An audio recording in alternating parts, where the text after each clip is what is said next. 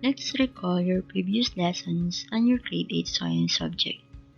Let's identify the difference of physical and chemical change using the following examples: burning of paper, melting of ice, tearing of the paper, and rusting of metal. To recall, let's define again the physical and chemical changes. Physical change is a change that occurs in a difference in display without changing the composition. Some common changes are the following: change in texture, color, temperature, and shape. Chemical change is the change occur when the substance composition is changed. The following are indicators of chemical changes: change in temperature, change in color, noticeable odor after a reaction has begun, formation of precipitate, and formation of bubbles. Take note that the physical change do not produce new substance, while substance under chemical change result into new one.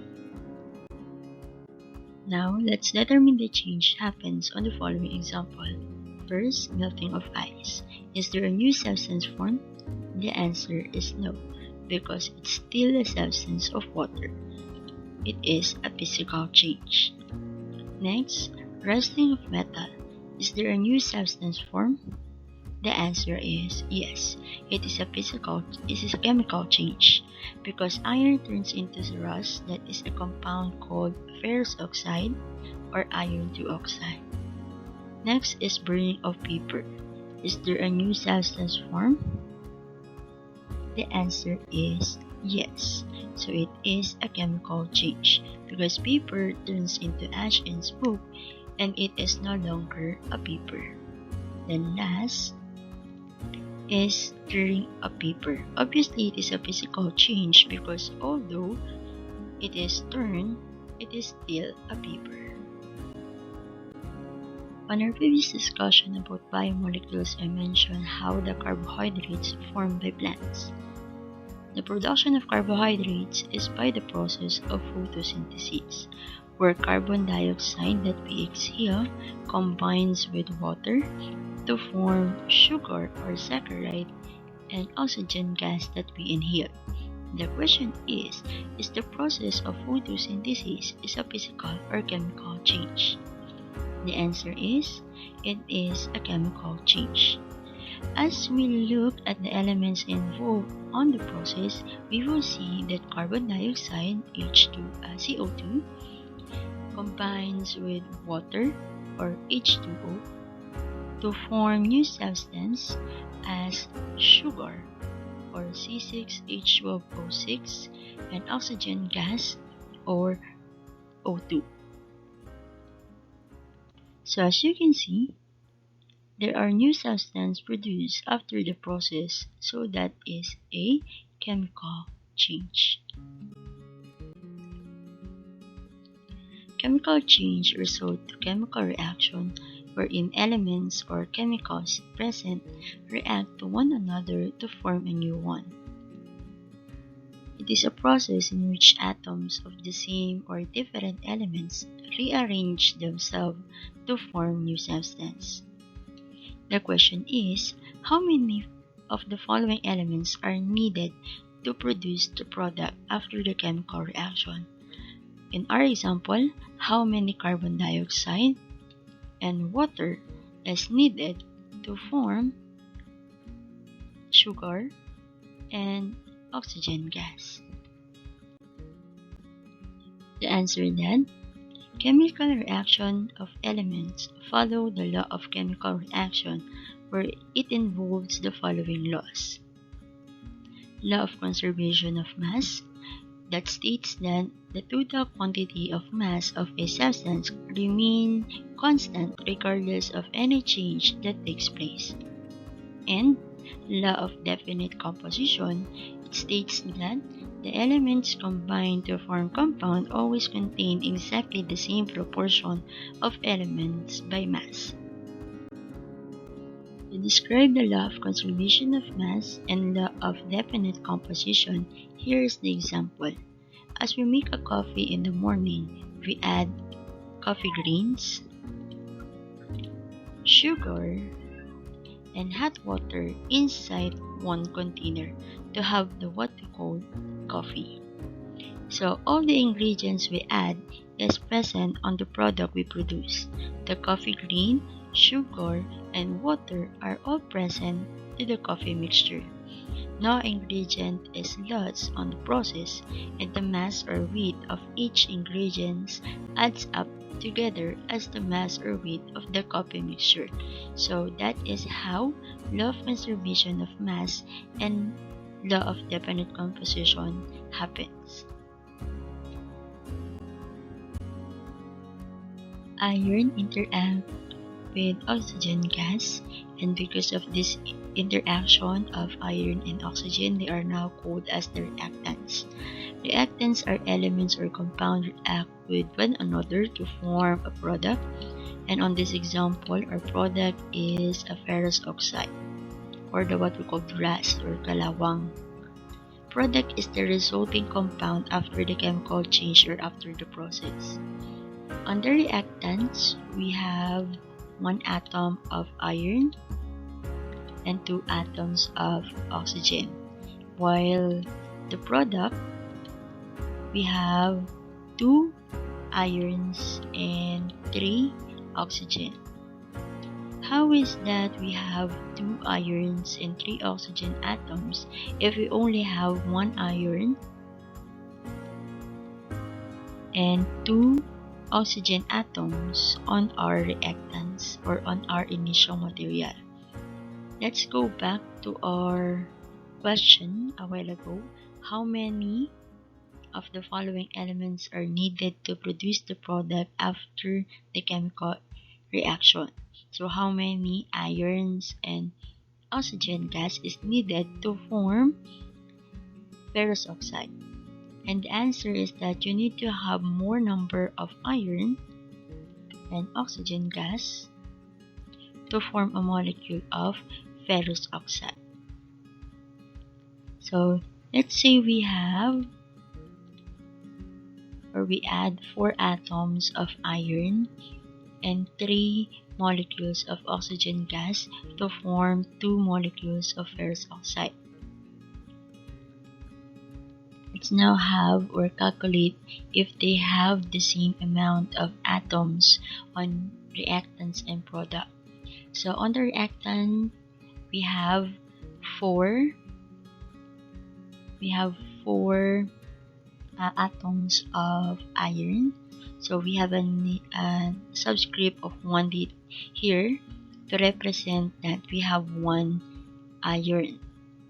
So if we have 1 iron and we have 4 sets of this 1 iron, so we have 1 and 4 sets, so we have 4 irons for the reactant.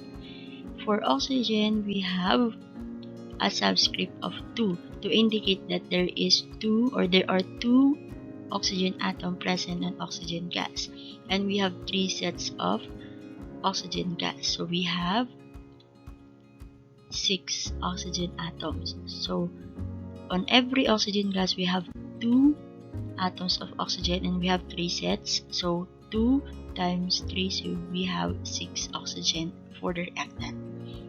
For the product, we have 2 molecules of ferrous oxide. So let's calculate the number of atoms. For iron, we have a subscript of 2 here. So we have 2 iron for the ferrous oxide, and we have 2 sets of this iron. So we have 2 times 2, so we have 4 irons. So 1, 2 for the first molecule of ferrous oxide, and we also have 2 irons on another molecule of ferrous oxide. For oxygen, we have a subscript of 3 here, and we have 2 sets. So we have an oxygen of 3 times 2, 3, because on the ferrous oxide we have, on every molecule of ferrous oxide we have 3 oxygens, so 1, 2, 3, and we have 2 sets, so another 3 here. So as a total, we have 6 atoms of oxygen. So as you can see, they have equal amount of atoms. On the reactant, we have 4 atoms of iron and 6 atoms of oxygen. On the product, we also have 4 atoms of iron and 6 atoms of oxygen. So according to the law of definite composition, it says then the composition of the reactant should always be equal to the composition of the product after the process. So if we have 4 atoms of iron on the reactant, we should have 4 irons on the product. If we have 6 atoms of oxygen as the reactant, we should have 6 atoms of oxygen as the product. While for the law of conservation of mass, it says that the mass of the reactant should always be equal to the mass of the product. So let's now calculate for the mass of each compound on the reactant and product. So on the reactant, we have an atom of 4 irons, and we also have 6 atoms of oxygen. Now let's calculate for the mass for each atoms on the reactant. For iron, the atomic mass for iron is 56. So for every atoms of iron, we have 56 ammum, and we have 4 atoms, so we need to multiply the 56 ammum or the mass of the iron into 4, and we will have 224. For oxygen, the atomic mass is 16, and on the reactant, we have 6 atoms of oxygen, so we need to multiply the 16 ammum or the atomic mass into 6 atoms of oxygen, so we have 96. As a total, the mass of the reactant is 320. How we get this 320? We'll calculate, or we add the 224 to 96 to have this 320. Now, according to the law of conservation of mass, the product should also have 320 as their mass. So, same as the reactant, let's calculate the mass for the product. So, on the product, we also have 4 atoms of iron and 6 atoms of oxygen. Again, the atomic mass for iron is 56. So if we have 4 atoms of iron on the product, we have 224 as the mass. For oxygen, we have 6 atoms, and each atoms have a mass of 16, and we have 6, so we need to multiply the 16 into 6 because we have 6 atoms of oxygen, and we will have 96 as the mass of oxygen. As a total mass of the product, or the total mass of the ferrous oxide, we have 320, same as the mass of the reactant. So the mass is being conserved. Now let's answer the question, how many carbon dioxide and water are needed to produce sugar and oxygen gas after photosynthesis or after the chemical reaction? So we have carbon dioxide and water as the reactants, so they are the initial elements or compounds before the process, and sugar and oxygen after the process, so they are the product. Now let's calculate the amount of atoms present on the reactants and product. For reactants, we have elements carbon, which is 1. If we do not have number or subscript number beside the symbol of the element symbol, it has automatically 1. So it represents 1 atom. We have also hydrogen, 2 atoms of hydrogen, and oxygen.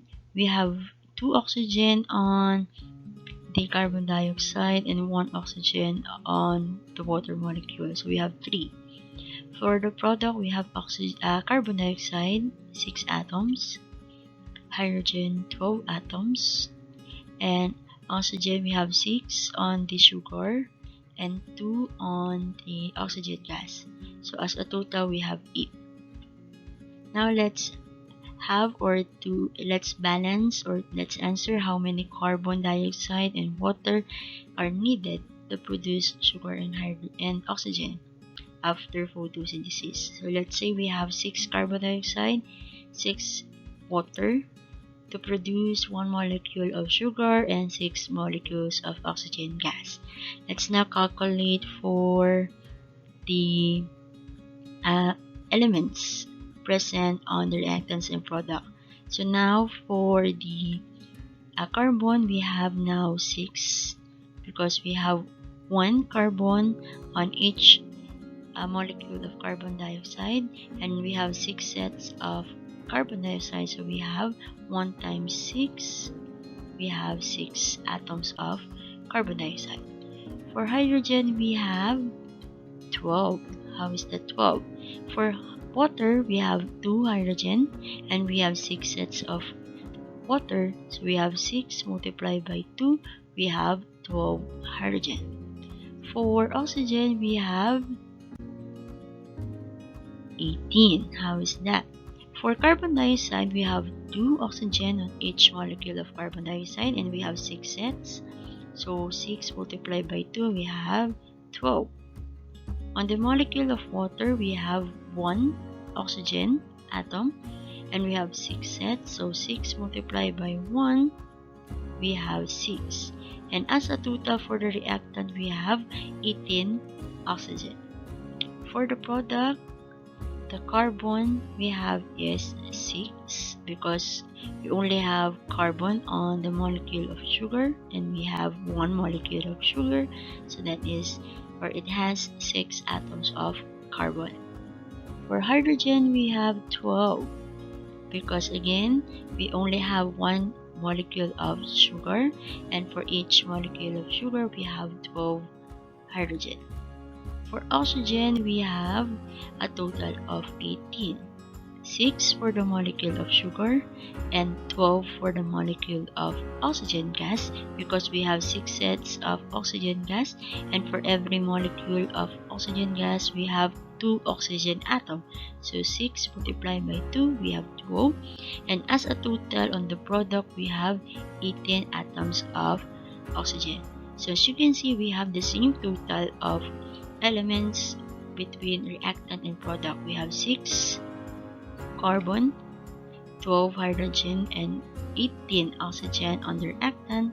We also have 6 carbon, 12 hydrogen, and 18 oxygen on the product. As for the law of conservation of mass, let's calculate the mass of each molecule on the reactant and product. So for carbon, we have an atomic mass of 12 and we have hydrogen with atomic mass of 1. Oxygen have atomic mass of 16. Now, let's calculate the number of atoms for each element. Carbon we have is 6. So we have 6 carbon. So if each carbon atom have a weight or a mass of 12, we have 72 as the mass of all carbons present on the reactants. For hydrogen, we have 12 atoms of hydrogen, and each atom of hydrogen has a mass of 1 atom.